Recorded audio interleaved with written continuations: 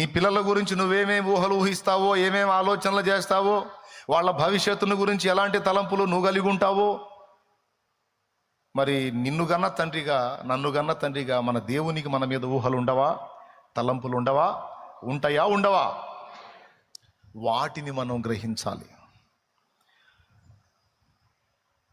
ఈ ఒక్క మాట మీరు కరెక్ట్గా కానీ తీసుకోగలిగినట్లయితే, నిజంగా ఆ కోణంలో ఆలోచించగలిగినట్లయితే, మీకు అసలు ఇక హృదయంలో ఇబ్బంది, వేదన అనేదే ఉండదు. ఇది మీకు అర్థం కాకపోతే మాత్రం ఆ వేదనలోనే బతుకుతారు.